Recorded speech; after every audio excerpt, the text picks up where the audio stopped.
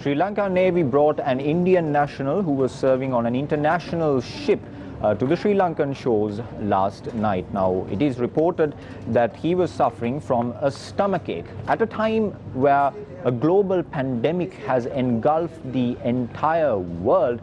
It is sad and pathetic to see that some people are acting according to their own whims and fancies at such a time. Against this backdrop, this particular act done by Sri Lanka Navy, done by Sri Lanka, speaks volumes for the humanity that you and I have as Sri Lankans. Amidst this pandemic, since the outbreak, we were able to save one of our own, a Sri Lankan, and we were able to save a German national, and last night we were able to save an Indian national. What more examples can we give as a nation to the whole wide world about the humanity that you and I share during these trying times? We are a people who are empathetic towards the plight of others. There are no facts and figures and words even to describe the battle, the fight our health officials and our security forces are engaging against the COVID-19 pandemic these days. By saluting the efforts, those outstanding efforts done by our officials, let me take your attention towards tonight's bulletin. Among the many people who have been affected, who have been impacted by this COVID-19 virus, center stage is taken by the farmers, but I have some good news. Concession has been given to pumpkin farmers today, and also we will be taking a look at today's assessment, today's situation of COVID-19 in Sri Lanka. And yesterday Newsfirst reported that second term of the schools will be commencing soon, and today we will tell you about the steps that have been taken to open universities across the island. And providing some of the concessions to some of the beneficiaries have been a very talkative topic in the recent past. We will be reporting on that as well. And if you haven't been able to pay your utility bills in the past 2 months, join us at 9 tonight with Prime Time News. I'm Tarsha Kumar Singh, your anchor tonight. Before I join you inside the studio, let's take a look at your top stories of today. Government to purchase pumpkin harvest from farmers in the Anuradhapura district. Confirmed COVID-19 cases in Sri Lanka exceeds 200. Date set to reopen universities in 3 stages. World Bank predicts massive setbacks in South Asian countries due to COVID-19 pandemic.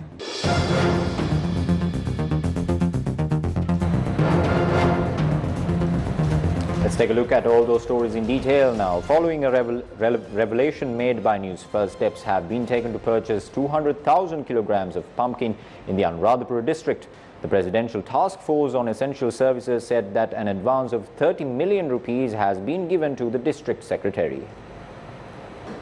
We reported last night that pumpkin farmers in Mahavilachya, Anuradhapura were severely affected by the closure of the Dambulla and Thambuttegama economic centers due to the COVID-19 outbreak.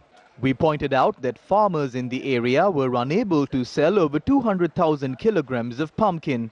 The Presidential Task Force on Essential Services said that steps were taken to purchase 200,000 kilograms of pumpkin from farmers in the Anuradhapura district. They added that an advance of 30 million rupees has already been given to the district secretary.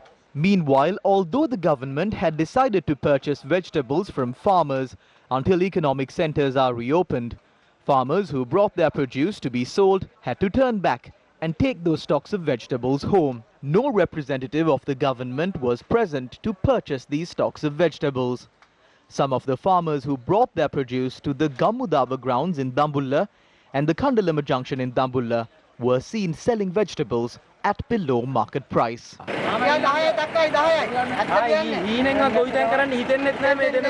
අපි මෙතන රුපියල් 30යි කියපුවාම රුපියල් 10ට 15ට වෙලෙන්දු ඉල්ලන්නේ. මෙතන සාමාන්‍යයෙන් මංකොල්ලයක් වගේ වෙන්නේ. අද කරවිල ගෙනාවා රුපියල් 32යි. අපිට ඇති දෙයක්වත් නැහැ. වෙනදා අවුරුදුවට අපි රුපියල් 80ට 90ට විකුණනවා. රුපියල් 30කට විකුණලා කොයි දන් කරන්න බෑනේ අපිට. ඊයේ කිව්වා ගන්නවා කියලා. ඒකට ගොයි ඔක්කොම අද එළවලු කැඩුවා. අද උදේ එනකොට ගන්න නැහැ කියලා කියනවා. එයි අපිට මේව කරන්නේ. ඊයේ පාන්දර ඉඳන් කඩලා ගත්තා. හරි අසාධාරණයි. කීයක් කර හොයාගන්න කියලා එක රජයෙන් ඉල්ලන්න මේක ගන්න කිව්වා. ළමයි දෙන්න කියනවා ජීවත් කරන්න හරියම. That was a farmer who brought all of his produce to the Devahuva Agrarian Services Centre in Galevela. All the farmers who came here to sell their produce were turned back and sent home. No one had come to purchase their vegetables.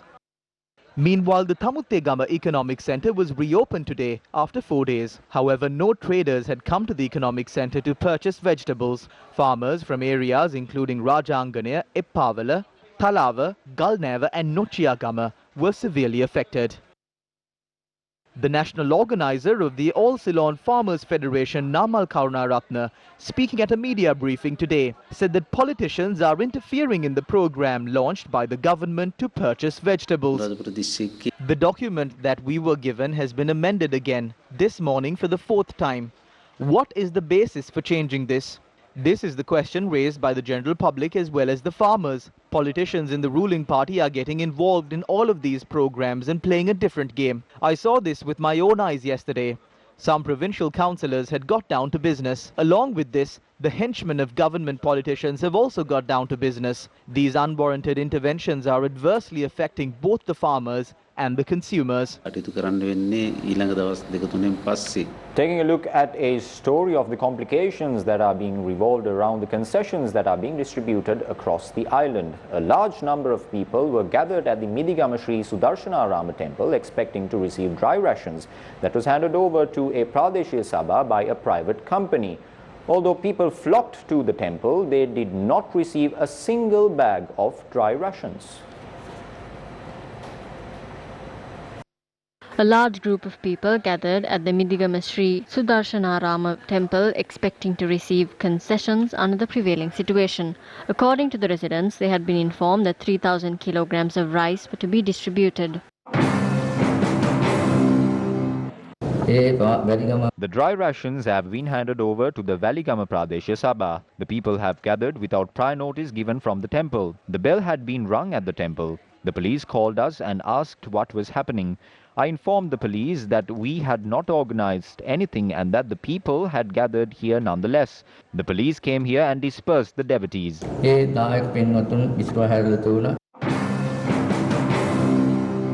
Residents claim that a local politician has intervened in this matter and has sold the dry rations for profit. The goods have been sold for money. We can prove this at any time. How can they do such things to people? These are all very poor people.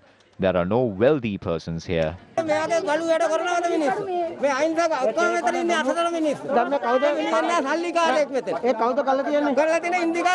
This has been done by Battaga's man, Indica. Those who have money will pay 1,000 rupees and buy it. Where are we to buy rations?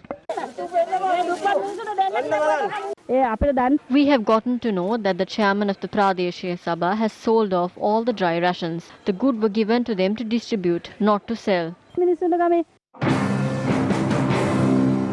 Newsfirst made inquiries from Valigama Pradeshya Sabha member Pushpa Kumara Badage regarding the incident.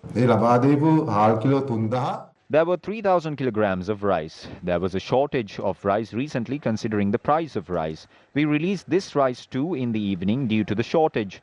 But the majority of it has been used for the bags of dry rations which are given free to the public. We have only used a small amount. This has also been distributed to the Midigama area in the evening. It was not only rice but 9 other items that were distributed. We could only do it for 2 hours. We are saddened that this only went to the Midigama area. Rice has now been imported at a higher price.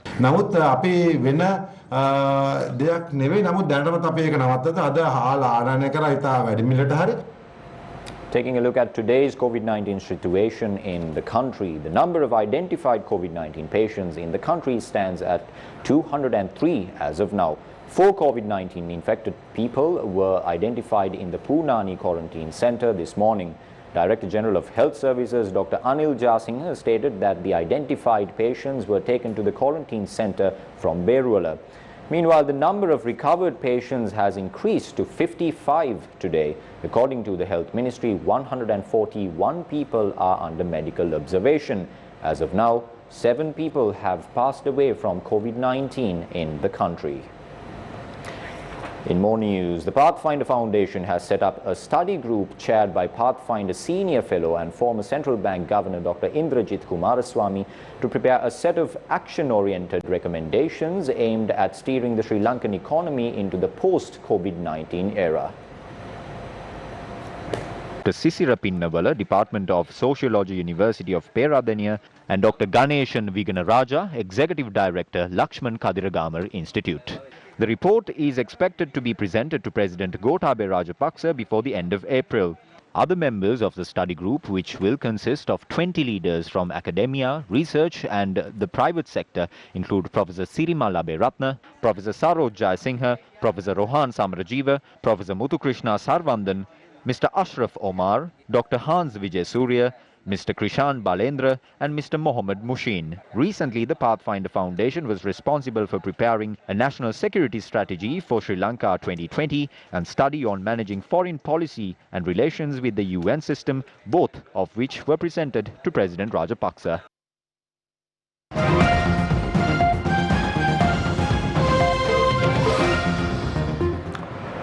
Joining me this evening for a quick chat on COVID-19 and the country's economy is Rohan Maskorala, who's an expert in international trade and logistics. A very good evening to you, Rohan, and thank you very much for joining us this evening for a quick chat. Now, for 3 weeks, the Export Development Board has been silent. Tada! 3 weeks after, they issued a statement yesterday saying a clarion call has been made to recommence exports. Now, if exporters like you and I did not work for the last 3 weeks, we won't be able to pay salaries of employees, we'll be in debt. How important is it for organizations like the Export Development Board to be proactive in a situation of this sort, Rohan? Well, both the Export Development Board and the BOI needs to be very proactive. However, the instrument that was drawn to solve the national problem or to work towards looking after the problems that are coming through the COVID-19 controls was the task force appointed by His Excellency the President. So the EDB was not directly authorized to work towards the exporters, but they were working through the task force, and they in fact have requested the task force to give them the necessary authority. And I think probably what you told about yesterday's call for action was part of that effort by them to get power back to their hands to guide the exporters. So it was the mechanism that did not really strengthen their hands to take it over. But there are no industry specialists in these task force established by the President as well, and this sends out mixed signals to the employees as well as the employers, Rohan. I think I have to agree with you 200% there.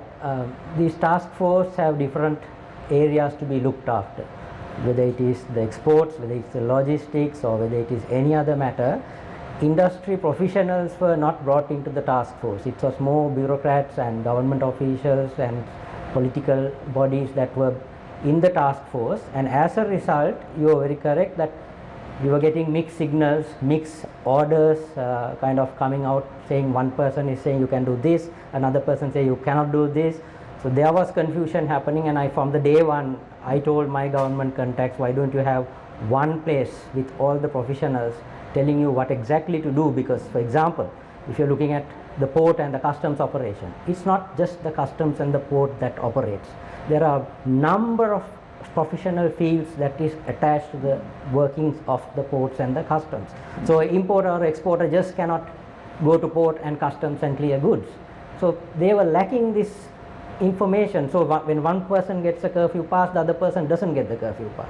So we had so much One of hand didn't know what the other hand is doing. Absolutely. So that's why I was also saying that you need professionals who know the whole supply chain and the people who paid different parts in that supply chain, so that you can have a smooth transition of movements of goods and in and out. Now, major companies like major conglomerates in Sri Lanka have already issued statements about pay cuts, salary cuts, as well as redundancy programs that will be adopted in the next few months if the situation aggravates in the country.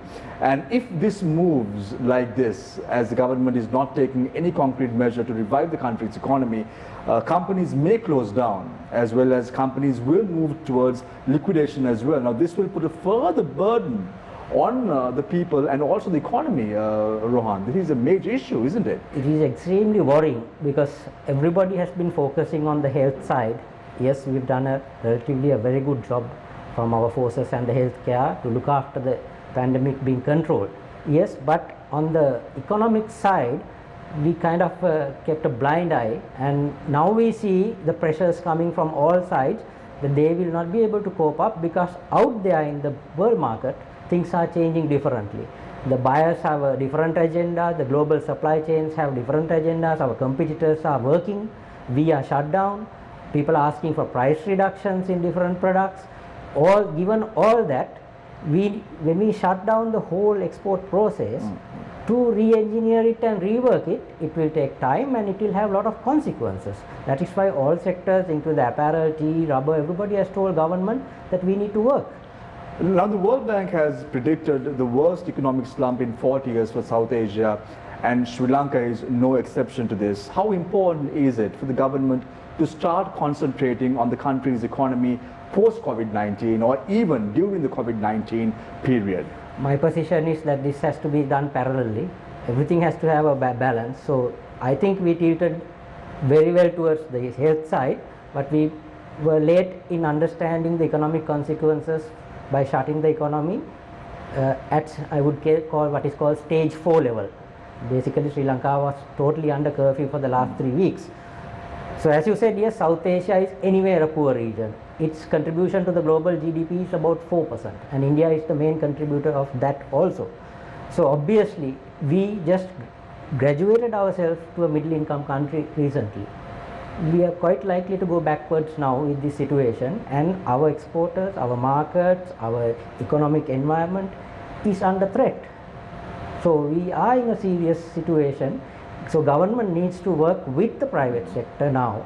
Government needs to support export industries because that is what brings in the foreign exchange, because that is the biggest component of the foreign exchange. We talk about $16-17 billion in 2019.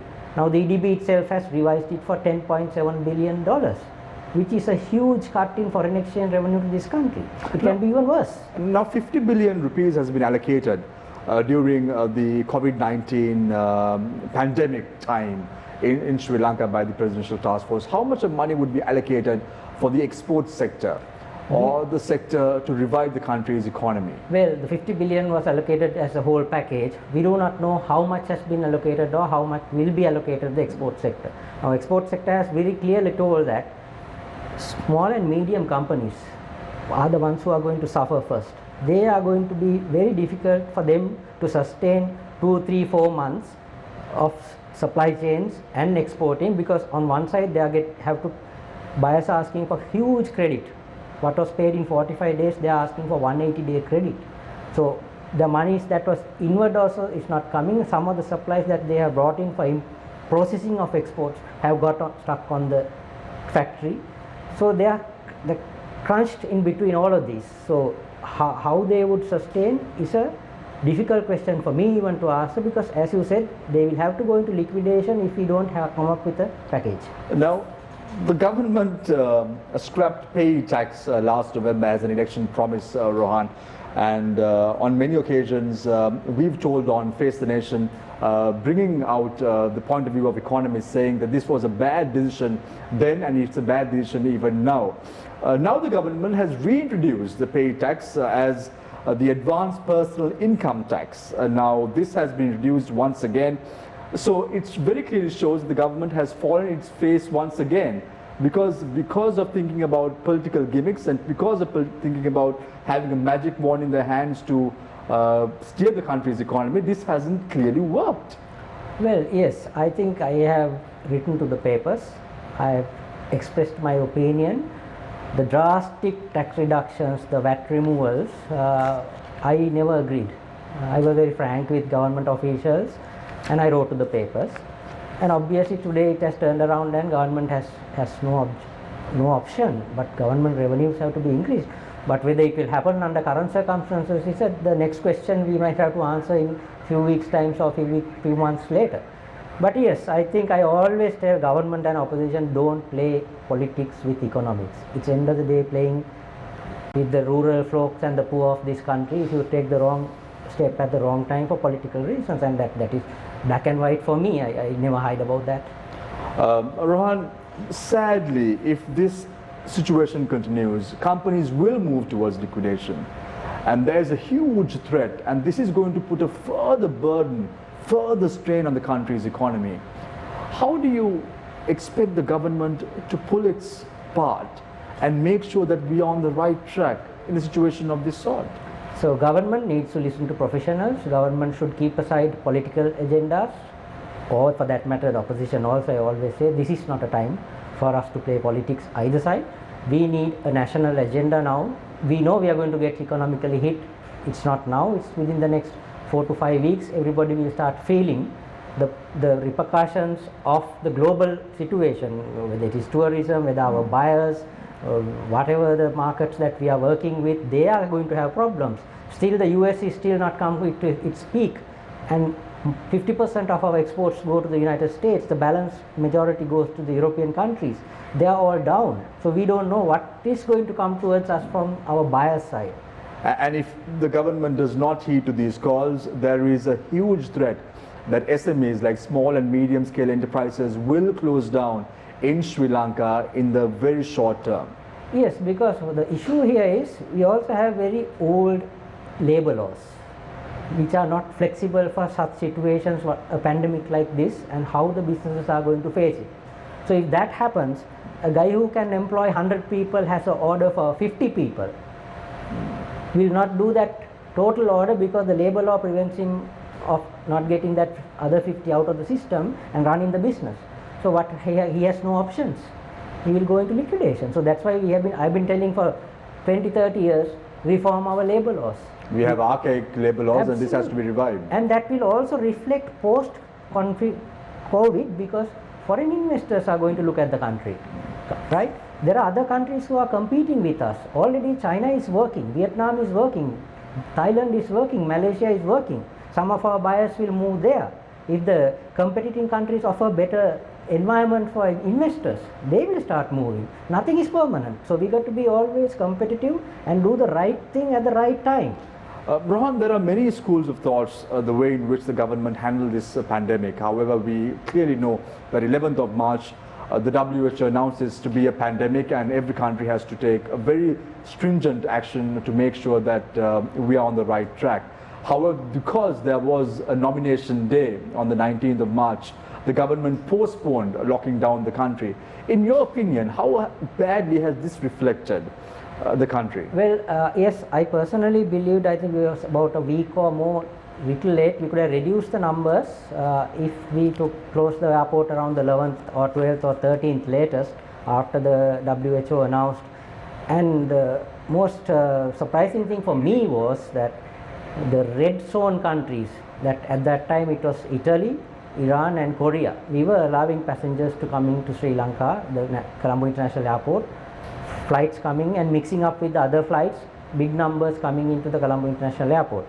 I personally, as a logistician, if I was asked, I would have told them to divert those flights to Mattala Airport, the red zone flights, and people who got lost from Colombo wouldn't have got lost in Mattala because they could have had better control. We had about, I think, if I am not mistaken, about 70 people just got out of and didn't go into quarantine or didn't listen to government. There was no trace of them. No trace of them at all. So yeah, there were mistakes. So I say there is the good, bad and the ugly in this whole process.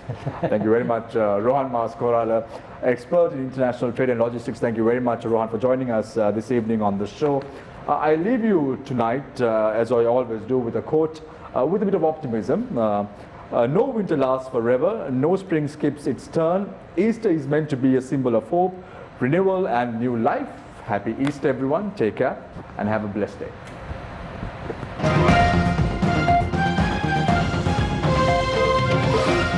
To the news, the government's stance on restarting education terms of the state universities were announced today.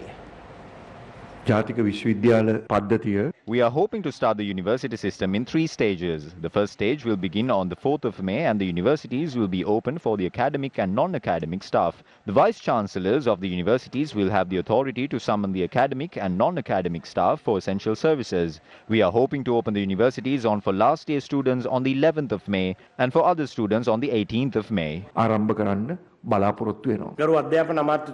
The Minister of Education has decided to restart schools on the 11th of May. After the government schools are reopened, we will give a period of 2 weeks for all the students who have finished their A-levels to apply for university admissions. All the students who are to apply for university admissions will have time until the 25th of May to apply for university admissions. Since they have 2 weeks to do so, they have no reason to worry. For the past few weeks, the scientists at the Sri Lanka Institute of Nanotechnology have been working hard to address the shortage of swabs to conduct COVID-19 tests.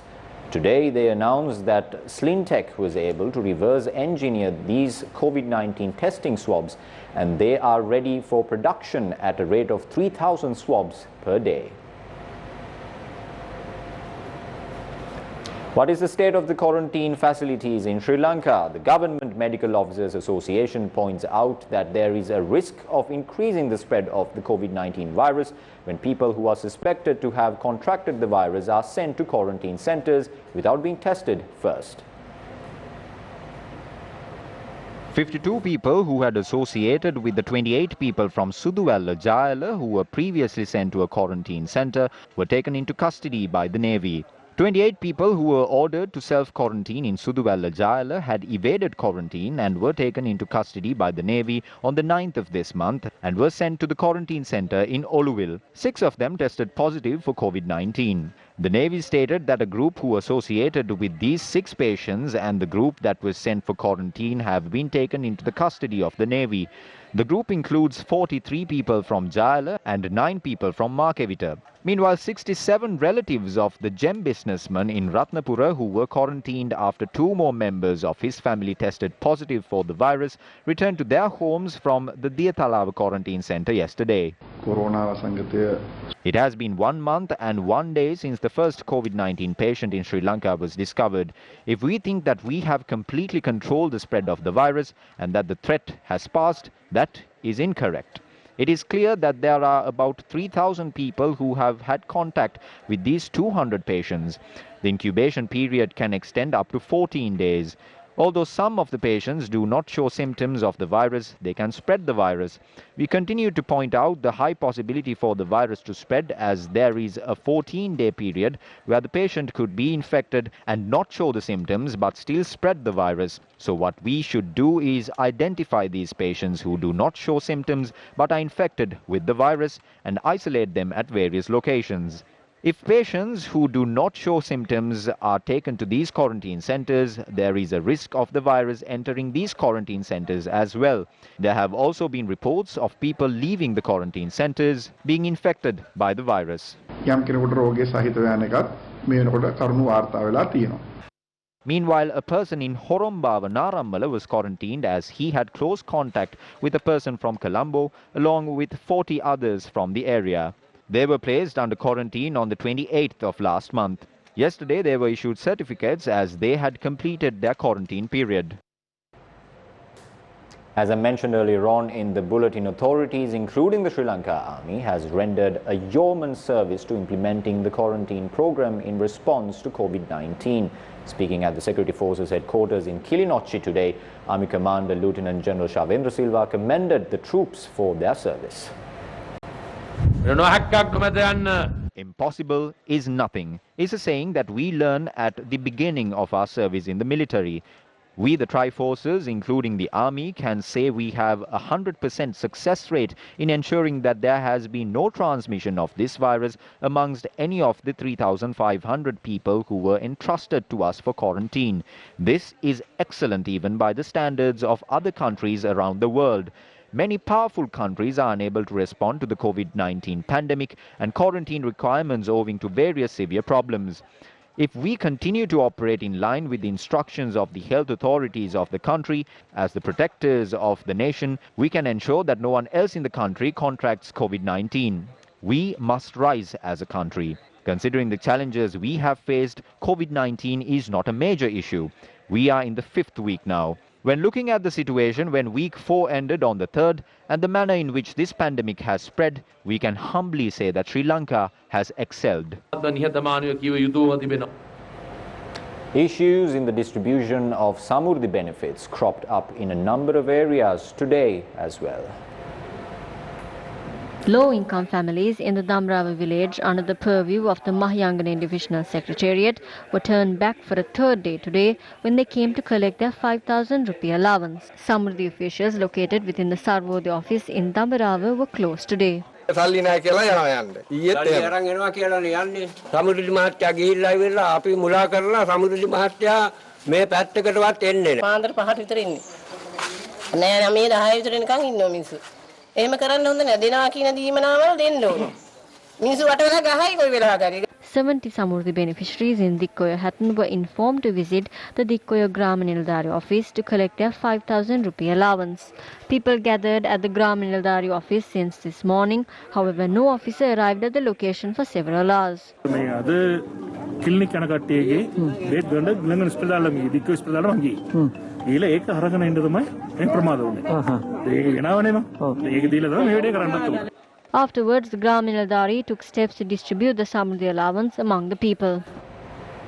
Water is a resource that we cannot live without. However, residents of Alutkanda in Halyala have been suffering with a lack of drinking water for many years.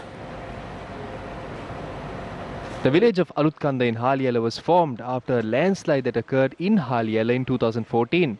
The Alutkanda village was built for 17 families after landslides struck the villages of Iripola, Uduwara, Gawela and Udadompe. Although they have been living here for 6 years, the issues they face to obtain water has not been resolved. We need 600 rupees to get 500 litres of water. We don't have money. We can't do any manual labour as well. The main problem is that they only remember the water issue in the village during the election season. They promised to build roads and give us water. I lost my children in the landslide. We have to travel 3 kilometers to get water. I have another child as well. I can't go anywhere because of the curfew. This is the water that we drink.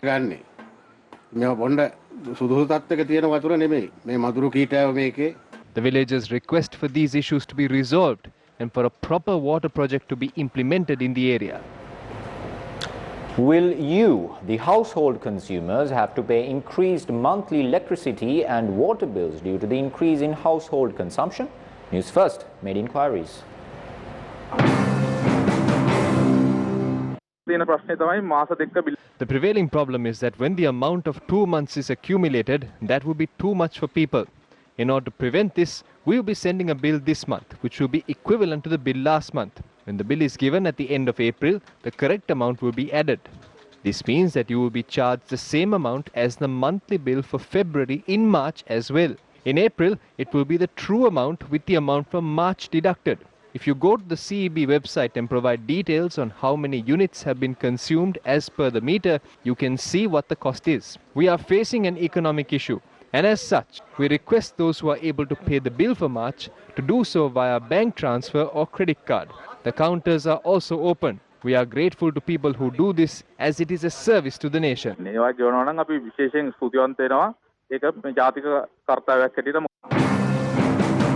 Authorities say that whilst households' consumption of electricity and water has increased due to the major decline in industrial activity, overall demand for utilities has reduced. CEB Chairman, Engineer Vijitha Herath says that they are able to provide an uninterrupted power supply due to the reduced demand. He added that there are 6 months of coal reserves at Norochale power plant and that hydropower plant reservoirs are at more than 50% of their capacity.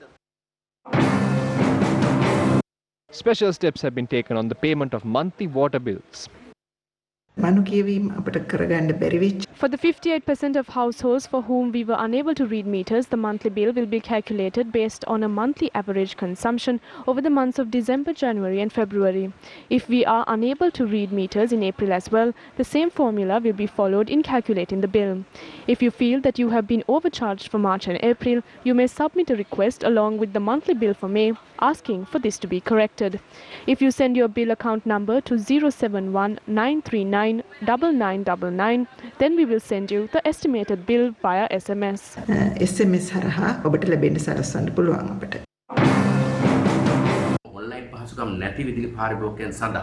We propose that both organizations take steps to enable mobile services for consumers who do not have access to online platforms. We're also preparing to hold talks with the CEB and LECO to establish a system by which to ensure that bills are provided within a specified time frame with concessions applied equally. And we hope to submit the recommendations arising from this in the near future. Shifting your attention from here at home to Singapore. Singapore have taken steps to change the initial laws they have imposed and ban all public gatherings. As of now, more than 2,290 identified COVID-19 infected patients and 8 deaths have been reported from Singapore. More than 520 people have recovered so far. The number of infected patients increased after the travel restrictions were relaxed a few days ago. Following these measures, Singaporeans were informed to practice social distancing and all public gatherings were banned until the 4th of May. Coronavirus has now infected more than 1 million people worldwide, but its impact extends far beyond just those who have had it. As governments around the world have enacted new measures and given official advice, we take a look at the impact that it's had on people and the world around them.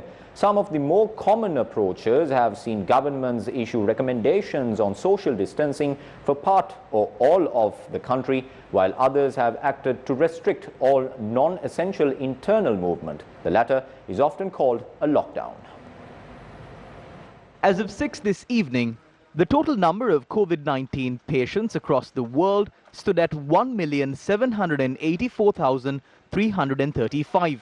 The total number of global deaths stood at 108,962. A total of 405,043 patients had recovered from the coronavirus infection. The countries with the most number of COVID-19 cases are the United States of America, with a population of 327.2 million people, has 533,115 confirmed cases. The death toll is 20,580. 30,502 patients have recovered. Spain, with a population of 46.75 million people, has a total of 163,027 cases. The country had reported 16,606 COVID-19 related deaths. 59,109 patients had recovered. Italy, with a population of 60.5 million people, had reported a total number of 152,271 cases. The number of deaths in Italy stands at 19,468. 32,534 patients have recovered. With a population of 66.99 million people, France has a total of 129,654 confirmed cases. The country has reported 13,832 confirmed deaths. The number of recovered patients stands at 26,391. The US president is facing twin pressures from the outbreak, with at least 16 million jobs lost in recent weeks as virus restrictions cripple the country's economy. The United States now has overtaken Italy to have the highest death toll from the coronavirus in the world. Meanwhile, an Oxford professor has claimed that a vaccine for COVID-19 could be ready by the end of this year. Sarah Gilbert is a professor of vaccinology at the University of Oxford and leads a team of researchers in developing a vaccine for the coronavirus, which has so far infected more than 1.7 million worldwide. Professor Gilbert told foreign media that she was 80% confident the vaccine being developed by her team would be successful in protecting people against the disease. She added developing a working vaccine by September was just about possible if everything goes perfectly. But she warned that nobody could promise it would work.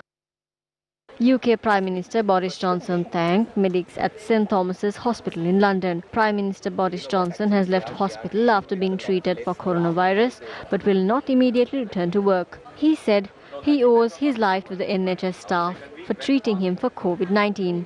Ministers are continuing to urge people to stay at home over the Easter weekend to curb the spread of the virus despite warm and sunny weather across parts of the UK. The number of new deaths announced yesterday was slightly down on the previous day's 980 deaths. The World Bank has announced that India and other South Asian countries, including Sri Lanka, are likely to record their worst growth performance in 4 decades this year due to the coronavirus outbreak. The World Bank said in its South Asia Economic Focus report that the South Asian region, comprising 8 countries, is likely to show economic growth of 1.8% to 2.8% this year, well down from the 6.3% it projected 6 months ago. India's economy, the region's biggest, is expected to grow 1.5% to 2.8% in the fiscal year that started on April 1st.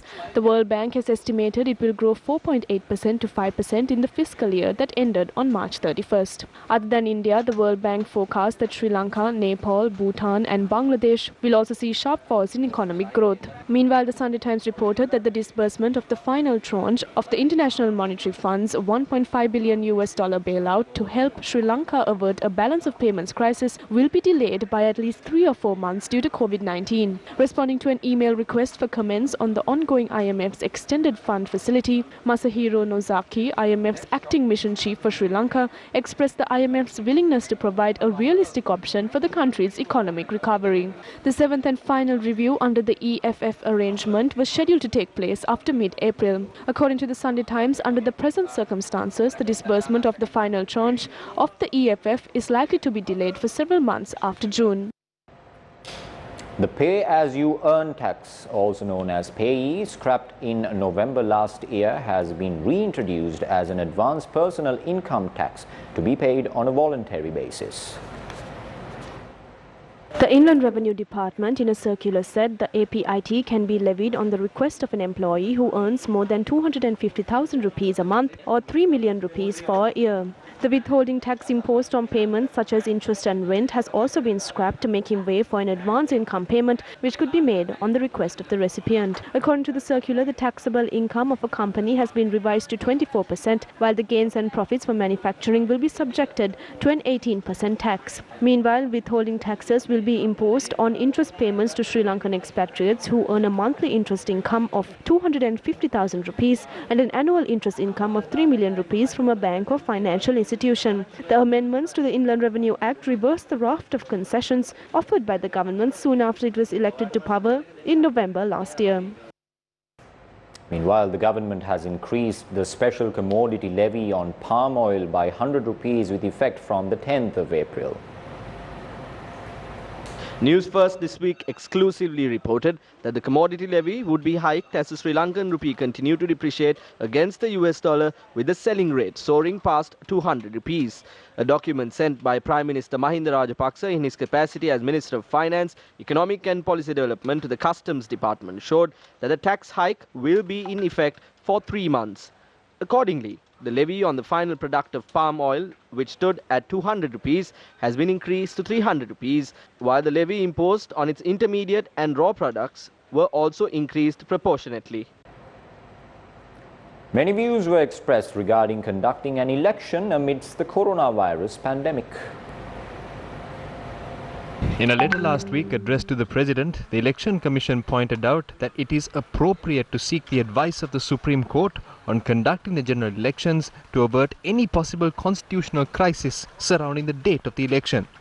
Responding to this letter, the Secretary to the President, P.B. Jayasundara, said that there is no need to seek the advice of the Supreme Court on the matter and added that holding the election is the responsibility of the Elections Commission. Responding to this, Ratnajeevan Hool, a member of the Elections Commission, has pointed out the best course of action in the prevailing situation is for the President to annul the Gazette notification issued to dissolve the Parliament. He added that the judgment of the Supreme Court is required to resolve this issue and highlighted that this advice can be sought by the President. The date for the election does not need to be decided by the government. It must be decided by the Elections Commission. So that question should be directed to the Elections Commission. පාර්ලිමේන්තුව රීකන්වීන් කරන එක නැවත කැඳවීමද? The first question that should be answered is, should we prioritize reconvening Parliament, holding the elections or curbing the spread of the global pandemic in the country? If Parliament is convened to support the curbing of this virus, I am all for it. If you ask a member of the general public in the country, they are of the opinion that the matters surrounding Parliament should be our second priority. The Elections Commission is vested with the complete responsibility of determining the date of the general election. The matter on if the election can or cannot be held after 2nd of June can be considered then. If the Elections Commission thinks that an election can be held now, the Commission can set the date and hold the election. මේ මොහොතේ මැතිවරණයක් තියන්න ඕනේ කියලා මැතිවරණ කොමසාරිස් හිතනවා නම් ඔහුට දින නියම කරන්න පුළුවන්. ජනාධිපතිතුමාට නෙමේ බලය තියෙන්නේ මේ මොහොතේ. The situation today is such that the government is discussing the possibility of holding the general election before the 30th of May. At such a time when the entire country has been affected by the coronavirus, it is clear that the government intends on fulfilling their own political agendas without considering the safety of the people. So we remind the members of the Elections Commission that it is their responsibility to assess if the environment in Sri Lanka is conducive to holding a free and fair election. මැතිවරණ commission සභාවේ වගකීමක් කියලා අපි කියන්න කැමතියි. Schools were scheduled to reopen on the 20th of April. They postponed this to the 11th of May. They are also planning on reopening the universities on the 11th of May. So the government itself accepts the fact that the country will not be free from the corona pandemic until the 11th of May. So the Elections Commission has clearly said that they need at least 5 weeks to conduct an election. If the election is not held by the 2nd of June, then the election cannot be held. It is very clear that the government is working towards creating a constitutional crisis within the country. ව්‍යවස්ථා අරබුදයක් ඇති කරන්න තාමත්ම සූක්ෂමව කටයුතු කරගෙන යනවා කියන එක පේන්න තියෙනවා. අපේ රටේ ආණ්ඩු ක්‍රම ව්‍යවස්ථාව අනුව According to the constitution, the parliament cannot be dissolved for more than 3 months. The parliament should be convened before the 1st of June. The Election Commission has identified that it is extremely difficult to hold an election before the 2nd of June. Since the constitution is unclear on this matter, the Election Commission has issued a letter to the President requesting him to present this matter to the Supreme Court, since this could cause a constitutional crisis after 20th of June. Only the President can find a solution to this matter through the Supreme Court. We ask the people to think if this is a proper time to have an election. We say that the government should not try to hold an election without the recommendations of the global scientists and the specialists of the WHO. We believe the people should put an end to this attempt to hold an election for personal gain. How will we find solutions to the constitutional problems if we are not able to hold an election before the 2nd of June? Only the President has the authority to convene the Parliament, and it should only be convened to discuss the records of the expenditure from the massive donations that our country has received from the international community. We are ready, if the Parliament is convened, to discuss the expenditure made from the State Treasury to curb the COVID-19 pandemic. The Parliament is needed to form laws required to tackle this problem that we are facing. It is the responsibility of this government to find solutions that are favourable to the people when it comes to this constitutional crisis and the COVID-19 pandemic. සම්පාදනය කර ගැනීමත් පාර්ලිමේන්තුව අවශ්‍ය වී තිබෙනවා. ඒ නිසා මේ ඇති වී තිබෙන මැතිවරණ අර්බුදයත් මේ ඇති වී තිබෙන ව්‍යවස්ථාමය අර්බුදයට ජනතාවටත් රටටත් හිතකර ආකාරයේ විසඳුමකට යාම තමයි ආණ්ඩුවේ වගකීම. We here at News First wish you all a happy Easter. But however, celebrations at churches across the country were muted today due to the prevailing COVID-19 situation.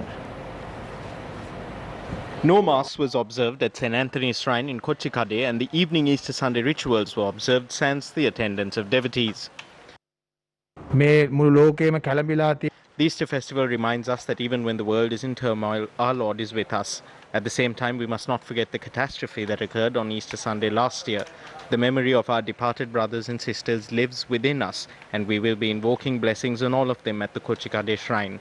I pray that all people will feel the true joy of Easter within their homes. The shrine at St. Mary's Church in Chilao was padlocked. While St. Sebastian's Church in Chilao was open, only a handful of people arrived at the church. Mass was held at St. Anthony's Church in Baddegama without any devotees present. Devotees were able to join in Mass at the Holy Cross Church in Hatton from within their homes. පාස්කුව කියලා කියන්නේ ඊතර වීම පිළිබඳ අදහසයි. The message of Easter is transcendence. At this time, the coronavirus has dealt a major challenge to us as Christians and to all our brothers and sisters in this country. We must now engage in a struggle to transcend this pandemic. We cannot achieve this as a country if we are selfish and only look after our own interests and do not support the collective effort as a country. So I call on all Sri Lankans, no matter your religion, let us come together as one to transcend this. අපි කටයුතු කරමු කියලා මම මේ අවස්ථාවේදී විශේෂයෙන්ම ඉල්ලීමක් කරන්නට කැමතියි. In his Easter Sunday message, President Gotabaya Rajapaksa noted that at this moment, when the country is faced with a grave challenge to the health of the people, the government expects the Christian community to stay at home in accordance with the advice of the government and health officials and pay obeisance to Jesus Christ. The President also reiterated the government's commitment to ensure justice for those who suffered as a result of the attacks on Easter Sunday last year. In his message, Prime Minister Mahinda Rajapaksa highlighted the importance of spreading the spiritual strength brought about by the sacrifice of Jesus Christ. The Prime Minister added that it is the responsibility of the government to prevent the recurrence of incidents like the attacks last year and protect the motherland. In his Easter Sunday message, the Right Reverend Dr. Diloraj Kanagasabe, presiding Bishop of the Church of Ceylon and Bishop of Colombo, said, and I quote, "Even though we may walk through the valley of death due to COVID-19, we believe that our Lord will save this island nation," unquote. The bishop added that this is an opportunity to reflect on who we are and why we are on this planet Earth, so that we may transcend our past failures and become an integrated family of one nation. In more news, former governor of the Western Province Asad Sali issuing a statement in line with Easter says that these are testing times and the tragedy of last year is still present in our minds and how it has affected countless families. He urges the government to take all measures to bring the culprits to justice. He adds that Sri Lankans are strong and we will pull through with greater vigor and strength. Many have joined hands with the Nagitimu Sri Lanka song. The TNL network, being a fellow media network, has aired the Nagitimu Sri Lanka song.